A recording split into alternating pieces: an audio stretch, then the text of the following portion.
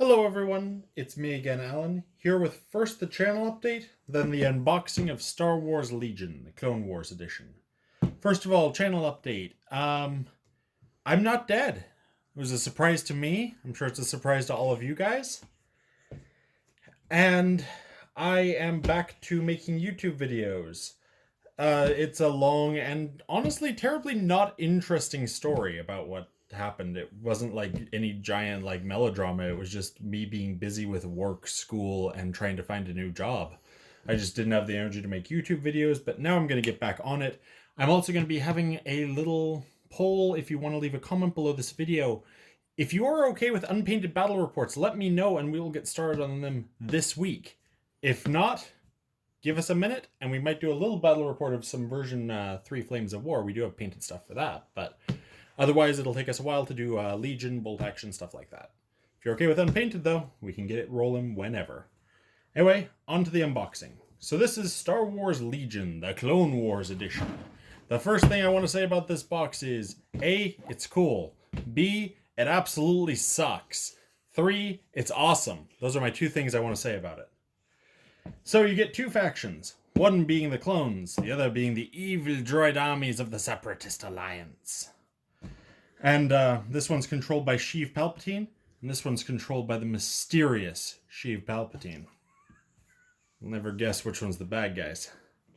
You mean Darth Sheev? Darth Sheev, you're right. So the big thing to keep in mind with this is that these are not balanced forces. If you're going to be like playing this with a friend, make sure the Separatist player gets a little bit of extra stuff or some extra upgrades or something. Because, yeah, me and my girlfriend tried playing this by itself. It was not a good time. If you want just a balanced out-of-the-box experience, I do recommend the Galactic Civil War starter set, if you're okay with that. First, we get the Learn to Play book. Get rid of that. You guys are all war gamers. You guys know how to play. Just knock something off on the other side of the table. Don't worry about it.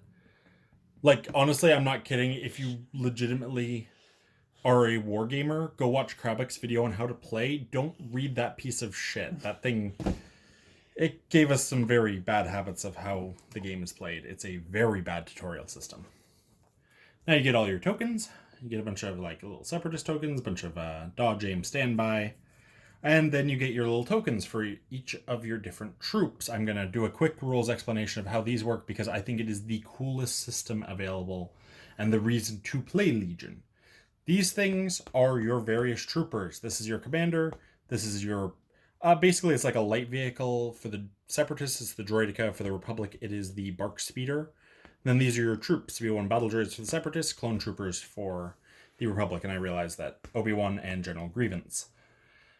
And you basically make these all into a pool, and then you draw one off the top, and it is a random unit, basically, that you give an order to. It's a really cool way of just kind of simulating the ebb and flow of battle, and it's very similar to bolt action in that regard. Well, except that you can't quite simulate everything. Here's the Bark Speeder. Comes in a baggie.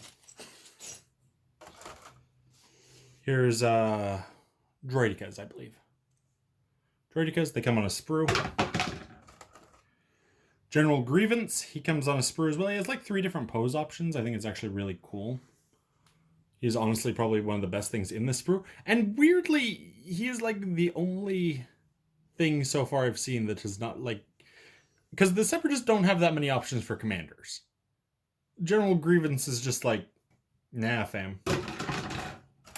Can't have me unless you buy the starter set. Here's more Droideka stuff. Droideka stuff.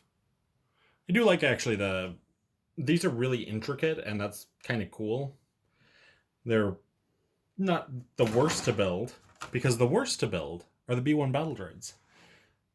Now, props to Asmodee - Fantasy Flight - Atomic Mass, depending on who happens to be in charge of Legion when this game goes live, when this video goes live, but the battle droid pieces are in 2 heads their heads are in 2 pieces on this sprue.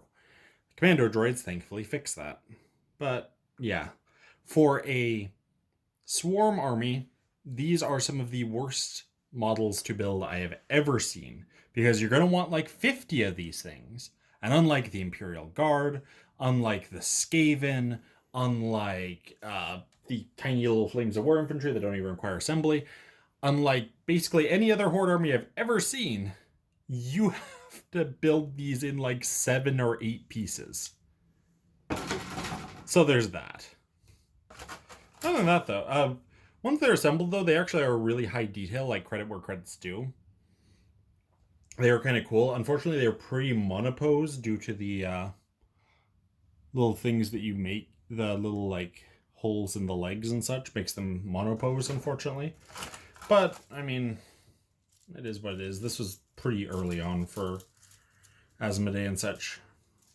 So you get 2 full squads of troopers, and honestly, in something that, again, I have to give real props to them for, because like GW and such doesn't do this, you get extra infantry models for like your heavy weapon rocket troopers and such. So I find that to be honestly one of the coolest things about how this game is boxed, is that you always have the extra troopers to fill out your heavy weapon slots. Not that I ever use these, but it's cool to have. Here's some bases. This one is the one for the Bark Speeder, and then you got the ones on this side for the Droidicas. The Droidicas actually come as 4 separate models in a 2-man unit, because they also have the Rolly Boy mode, so that you can roll them around the battle. So again, the Legion is a game that I kind of have a love-hate relationship with. It is both pretty awesome, but also just really bad at some spots. Like, I've played 5, 6, maybe 7 games of Legion, and I still have a hard time remembering what the keywords are. And that's coming from somebody who can pretty much recite the 7th edition Dark Eldar rulebook by memory. I can remember the 4 armies I play in fantasy. You know what I mean? Like, I can remember a lot of things when it comes to wargaming, but for some reason, this immense use of keywords really does frustrate me. These are your movement and range tools, by the way. I realized I was just holding them up without actually explaining them. These are your range markers. It's actually, a cool system. A love-hate relationship. Each of these sticks represents 1 range band, and you can combine them up to 4 range. Then these are your little movement sticks. You got the 1 move, 2 move, 3 move, etc. And you clip these together. They're one here.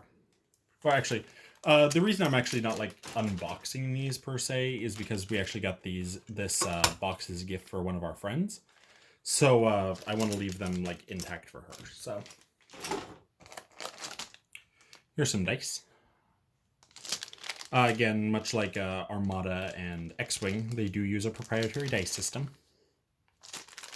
So it's interesting. Basically, the defense dice are like D6s. The ones for defense are kind of a 4-up, and then the ones for the white defense dice, sorry, the red defense dice are a 4-up, and the white defense dice are a 6-up. So there's no way at all that the defense dice are a little bit too broad in their scope. Here are some barricades that they come with. Again, a little cool addition to have some actual like properly casted resin terrain that you don't need to assemble. But it's kind of weird having like the assembly everything else, and then no assemble required barricades. Got some bases, infantry bases, lots of them. You do get a ton of upgrade cards for your units. Again, this is kind of my biggest issue with the game, is the prevalence of the upgrade cards. You kind of do everything there is to do with the game. Like, so, you know how like in 40k or in fantasy, you like pay an extra 5 points to equip a melt-a-gun? Yeah, no, in this game you have to figure out what card you use and then attach that card to the unit.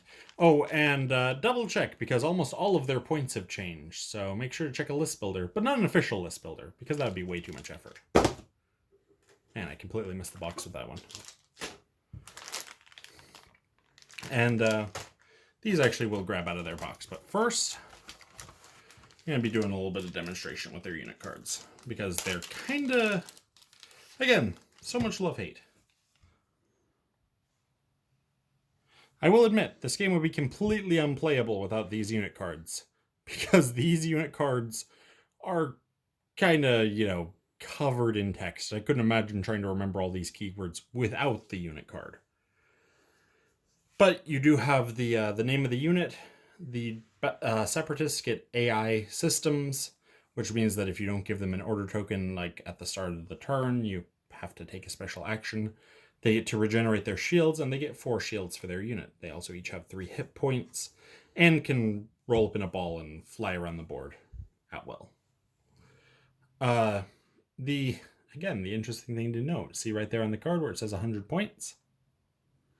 Yeah, I guess again, these things are 75 points, I believe, at time of writing, but they just changed again. So who knows? They might be 80, they might be 3,000 points by the time this video goes live. I don't know. Gotta sell those spider droids somehow. But honestly, the kind of cool thing that only some of the unit cards do is make sure that you have the extra keywords on the back. Other ones just have flavor text. Really wish they were more consistent with that.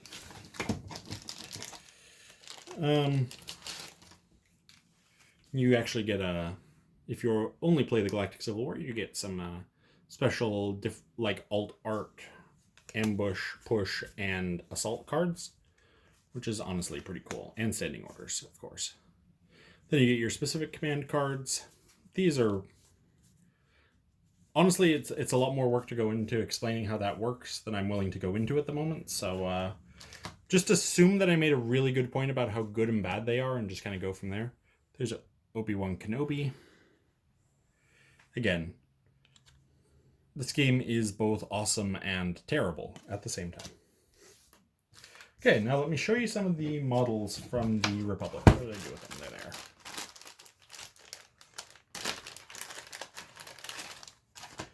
So I'm just going to grab a clone trooper at random, just to kind of show you what they are.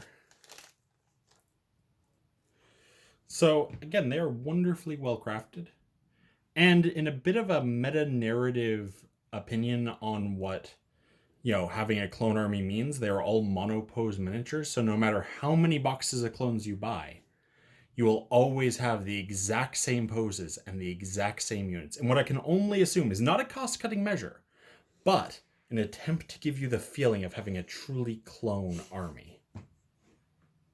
Or maybe it's just a safe cost. Who knows? But yeah, they're well detailed. They're decent. They're Phase 1, which are the ones from the Battle of Geonosis. And you can buy Phase 2s, and if you are going to play the Republic, go buy some Phase 2s, because they're just flat better than Phase 1s. Again, you get the heavy weapons dudes. And here we are with Obi-Wan Kenobi, Master of the Force, or whatever his title is. Civilized warrior, apparently. He cuts people's frickin' arms off, and he's a civilized warrior. He, screws with General Loathsome so much that he feigns surrender, commits a war crime, and makes General Loathsome never trust the Republic troops to surrender again. But he's a civilized warrior, so don't worry about it. That's it for me, everyone. That's Star Wars Legion. If you'd like to see a Star Wars Legion battle report, including plenty of unpainted models, please leave a comment down below. Otherwise, like it if you liked it, dislike it if you disliked it, and we'll see you on the next video. Bye-bye for now.